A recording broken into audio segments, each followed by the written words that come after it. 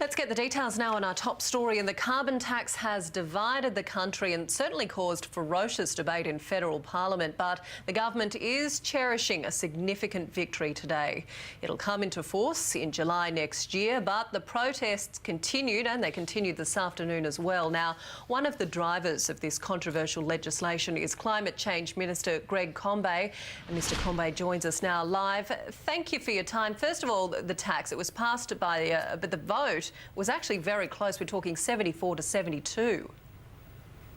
Well, things are pretty close in the House of Representatives in this parliament, but a successful passage of the legislation with a vote of 74 to 72 is nonetheless an important step in bringing a carbon price into the economy, and that is important, Wendy, because it will cut our pollution levels and it'll drive a lot of investment in renewable energy, things like wind and solar power. Now, passing the law is one thing, but changing voter attitudes is completely another thing, and we saw vocal protests continuing there today. How are you going to change voter attitude?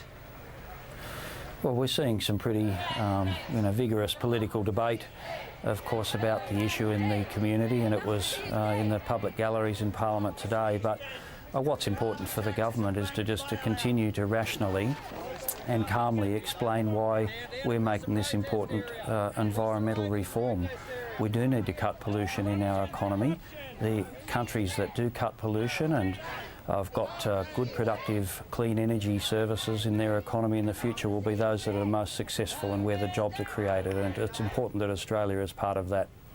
OK, now let's move to Tony Abbott, because he's pledged in blood today that he'll ditch it in government. Now, given the opinion polls that we keep seeing, that will definitely happen. So do you think your efforts could be for nothing today?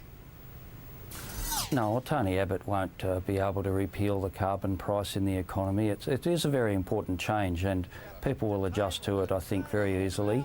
It'll have a modest price impact, but of course for low and middle income households in particular, the government will be providing increases in the pension, increases in family tax benefits. We'll be cutting tax. Many people earning up to $80,000 a year will receive a $300 tax benefit, but people at low income levels in particular will receive significantly more than that. So it's a fair change that we are making, and we'll certainly be mindful of the need to support low and middle income households. All right, Climate Change Minister Greg Combet, thank you for joining us on the afternoon news this afternoon. Thanks a lot, Wendy. Bye-bye.